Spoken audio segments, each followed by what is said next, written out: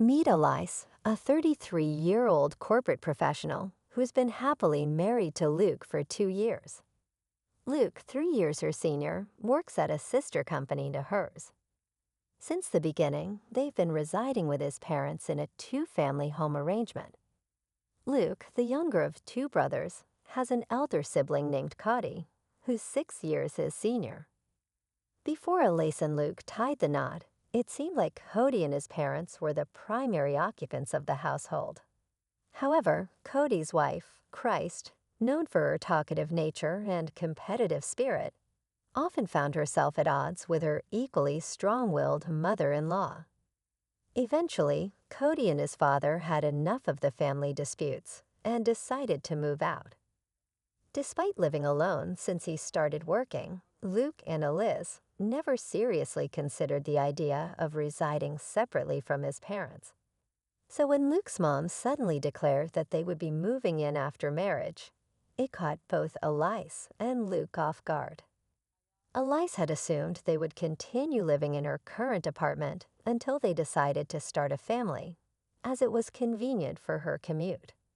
However, it seemed that living together was inevitable in their family's eyes. Although the idea initially unsettled them, they realized that the commute wouldn't differ much whether they stayed at Luke's apartment or his parents' house. Besides, the ancestral home, crafted by Luke's grandfather, boasted both a main house and a guest house, promising ample privacy. Reluctantly, they agreed to move in. However, Elise soon found herself regretting the decision. Luke's mother, in her mid-60s, began complaining about back pain and dizziness, leaving all household chores, from cleaning to laundry and shopping, squarely on Elise's shoulders. As a full-time worker, even sharing chores with Luke barely managed to keep their lives and his parents' lives in order. Then an unexpected financial burden hit them. Firstly, the guest house needed serious renovations. Initially appearing livable from the outside, stepping in revealed a dire need for more than just patch jobs. The bathroom, kitchen, roof, floors, everything showed significant wear and tear. Yet it was their space, and naturally, they committed to paying for the renovations. What caught them off guard was when Elise's mother-in-law demanded the same renovations for the main house upon seeing the newly refurbished guest house. It seemed inconceivable to fix up their space and leave them in a rundown place. However, they couldn't afford to do everything all at once. "Why is Elise working then to support us?" her mother-in-law questioned. "Exactly, Luke. We blessed you with marriage. You should serve us in return." So not only did they want the house renovated, but they also desired new high-end furniture and appliances, claiming the newly renovated rooms deserved the best. Additionally, they made them pay for every little thing, from groceries to household items. Thanks to this situation, Luke and Elise struggled to save even a tiny bit of money every month. Just as they approached their third year of marriage, Luke's mother and the Cody couple suddenly dropped the bomb.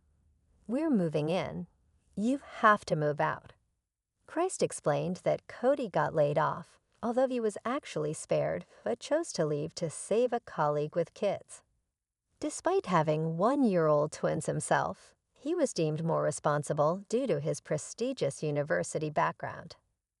Facing this ultimatum, Luke and Elise sat down with their in-laws, pleading their case for hours until they finally conceded. "Fine, we'll move out this week." It was clear that they had no other choice. "We've learned plenty about family from you, mother-in-law and father-in-law. It's time to put that wisdom into practice, right, Luke?" Elise teased, glancing at her husband. "Ha, finally getting it, are you?" Luke chuckled. "Yeah, just like Elise said, we're happy to do it." "Great, case closed," he'd affirmed. With that, Luke and Elise turned their backs on their chuckling in-laws and headed for the guest house. 2 weeks later, they had movers arranged and relocated with no time to spare, opting for the full packing service due to time constraints. They timed their move during their in-laws' regular lunch at karaoke, with friends to avoid any complaints about the items they were taking. They wrapped up all the formalities in 3 days, utilizing their paid leaves and starting their new life. However, one day, Elise received a call from the front desk at work, informing her that someone claiming to be family was there to see her. She had a feeling she'd show up soon, but she didn't expect her to barge in on her instead of Luke. Quickly texting Luke about the situation, she braced herself for the inconvenience. Luke's response came swiftly, suggesting that they ask Maya to step out for a meeting to avoid causing trouble at the office. Passing the message to the front desk, they managed to make their in-laws leave as agreed. That night, as Luke and Elise pulled into the parking lot of their in-laws' compound, they, along with Cody and his spouse, rushed out of the main house and guest house to greet them. Upon closer inspection, Elise noticed that both her in-laws had a baby strapped to their backs, probably Cody's twins. As Elise locked the car, Cody's voice boomed angrily, "Hey, how dare you show up here in my parents' cars?" Luke remained composed, retorting, "Your parents' cars? Which ones are those?" This seemed to infuriate Cody even more. "The cars you both drove up in, obviously," he exclaimed. "Well, Cody, both these cars were purchased by us. Our names are even on the registration certificate." "Would you like to see?" Luke interjected, stepping in. "I've been annoyed by how our parents drive these cars as if they own them. We let it slide because we live together, but now there's no need to lend them out, right?" I added, feeling the surge of irritation. "Don't forget Dad-in-law has that old minivan he used for work," Chrissy chimed in, glaring at us. "Who cares about that old car?" spat Cody. "But it's perfect for twins, isn't it? You can fit 2 car seats," I retorted, attempting to reason. Our back and forth made our in-laws uncomfortable. After seeing Cody receive a talking to about the cars, they jumped in. "What about the furniture and the appliances? Taking them while we're away, that's stealing, not just from the main house, but also from the guest house," Cody argued. "Yes, Cody, and I can't live without those," Chrissy added. "Why would we have to leave them?" "Look, I get what you're saying. We're using the guest house anyway, but there's no reason to dip into the main house too," Luke reasoned. "Why isn't that stuff we all pitched in for?" I asked, trying to understand their logic. Such arrogance. "Even so, once you gave it, it's ours." Father-in-law fired back, "Hold on, we never gave you anything. We just lent it. There's no memory of us ever saying we're giving it to you, and there's no transfer of ownership on paper." Luke countered, shocking both our in-laws. "We were living together, so we lent stuff as a courtesy. Now we're living separately. Why would we keep lending you things? We just took back what's ours. Is that a problem?" Luke continued, exchanging smiles with me. "Well, we have washing machines and fridges too. You don't need 2 of each, do you?" they argued. "Exactly. So why not lend it to us again? Wherever you've moved, stuffing everything into a small space will just make it even more cramped," Luke concluded. We exchanged grins, acknowledging our cramped living situation. "True, we're pretty packed right now," I admitted. "Absolutely, it's a tight fit," Luke agreed. Chrissy began, "In that case," but we cut her off. "Remember, it's a storage room, so it's supposed to be cramped," I chuckled. "Exactly. Until the official contract is done, this is how it has to be," Luke concluded. This left Cody and our in-laws utterly confused. Then Luke dropped a bombshell.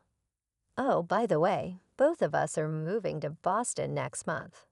Luke smoothly explained that we had both originally been offered positions at the corporate headquarters, but had turned them down because we were living with my in-laws. However, now that the obstacle of living with them was removed, we had both accepted the transfers and happily received internal notifications for positions at the corporate headquarters. Even better, if all goes well, we could be working there till retirement.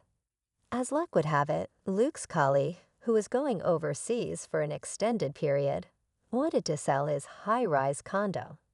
Everything fell into place quickly.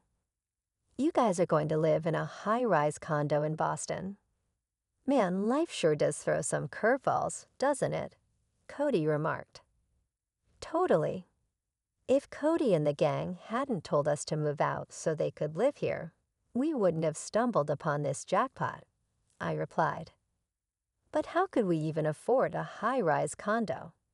That seems unreal, Chrissy questioned. That's thanks to Elisa's dad. He provided the down payment, Luke revealed. Elisa's dad just gave you the down payment? C asked, surprised. Yes. My sister is inheriting the family property, so this is sort of a trade-off.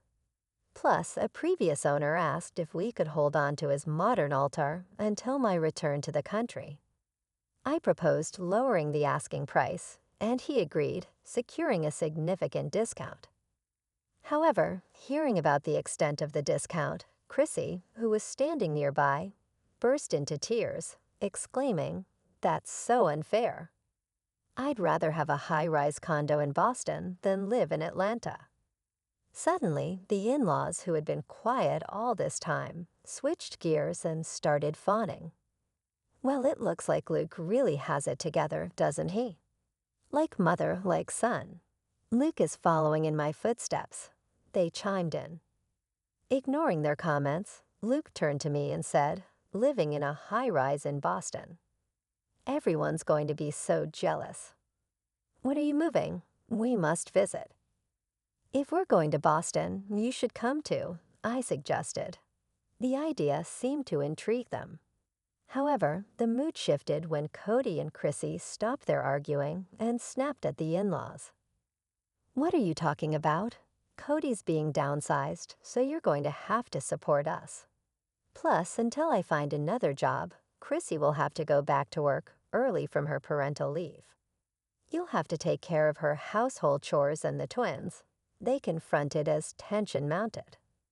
Cody and Chrissy marched up to the in-laws, who were carrying the twins. The babies, sensing the tension, started crying, waking up the entire neighborhood. Noticing the neighbors gathering at a distance from the garage, the in-laws turned beet red. Luke finally intervened, addressing Cody and the others. Stop just standing there. Exactly. These guys are trying to take advantage of us, your parents. Luke's laughter echoed as he continued. So this is like a battle of wits between a raccoon and a fox, huh? Turning to the bewildered faces around him, he grinned and explained, if both couples, us and you, don't work, our family finances will collapse next month. Fuming, Chrissy asked what this meant. I chimed in, Chrissy, you thought if Cody lost his job and you moved into the in-laws' rental home, you could just push the utility bills and groceries onto them, right? Well, our income was running this house, and you can't count on it anymore. I've never heard about this, she said. Exactly what we're telling you now, I admitted, puzzled. Oh, and you'll also need to help with the mortgage pays for the house renovation. It's in father-in-law's name, Luke added. Why is it in his name? I questioned, catching the in-laws off guard. Luke took over explaining, I wanted to loan in my name since I was paying for it, but Dad insisted it would be shameful. So we used this property as collateral. Until now, we've been transferring money into Dad's account to cover the loan. Cody, you'll need to chip in starting next month. Of course, the in-laws and Cody were against it, but Luke firmly declined to continue payments. We're going to give up the inheritance. So Cody, as the one who will inherit, you better take good care of your parents and the family home, I firmly told him. But children are still obligated to take care of their parents, right? My mother-in-law insisted. Luke brushed it off, saying, "Well, considering we've been covering your living expenses and loan payments for the past 2 years, I'd say that pretty much balances out any future caregiving costs I'd have as a son, don't you think?" "Let's go home, love," Luke said, looking at me. "Goodbye, everyone. I doubt we'll meet again." "Take care," I said, bidding farewell. The next day, Luke and I sold off the furniture and appliances we had moved from the main house, along with 2 cars we wouldn't need anymore. When Chrissy texted us asking for them, I simply replied, "Why?" and blocked her. After that, the special leave granted for our job transfer wasn't enough, so we had to use up our remaining paid vacations to finally finish moving into the apartment. Buying the high-rise condo would take more time, so for the first year, we decided to rent, thanks to the generosity of my boss, who owns the place. As the weekend arrived, bringing a bit of calm after the storm of recent days, we gazed at the city lights. Luke broke the silence. "I know I'd been a hassle this time, but thanks for sticking with me." I felt grateful for Luke's patience. "What's with the formal tone all of a sudden?" Luke joked, but then his expression turned serious. "When we first got married and the idea of living together came up, I should have thought things through. But back then, I was just happy you chose me over Cody. Compared to since we were kids," he continued, reflecting on how we had mindlessly followed his parents' wishes until they told us to move up to make room for Cody and his family due to the company restructuring. It struck me, how could they say that after being such a burden on us financially and otherwise? Luke wondered aloud. Then I thought about how much her parents must worry about him, given his situation. He explained that he sent an apology email to my parents, and their response was heartening. If we promise to make our daughter happy in the future, the past can be forgiven. Encouraged by this, when they discussed the down payment, they lent it to us without a hitch. Luke made a promise to do everything in his power to protect our life together, just the two of us and our future children, if we were blessed to have them. However, on the other hand, it seemed my in-laws were struggling. Despite pulling from their retirement income, they could barely afford the loan for the home renovation. With Cody's attempts to find new employment proving futile, they were forced to make do with Christy's salary, now that she had returned to work. Arguments were frequent, often loud enough to hear outside the house. A former colleague even reached out to me, mentioning gossip about them skipping town, as they had cut off all contact with Luke and me. They even resorted to reaching out to my parents, but my dad immediately changed his phone number. Seeing this as a small but significant step, given how they had belittled my family and neglected pre-marriage courtesies, now they had almost no way to get in touch with us. What goes around comes around. I'm used to